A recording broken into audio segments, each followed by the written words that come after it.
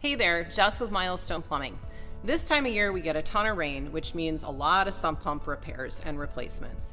Equally important to the sump pump maintenance itself is the check valve. The check valve is designed to stop the water from the discharge pipe coming all the way back into the crock. If this is not functioning properly, that water will come right back in the opposite direction. Sometimes we come across discharge lines that are missing the check valve entirely.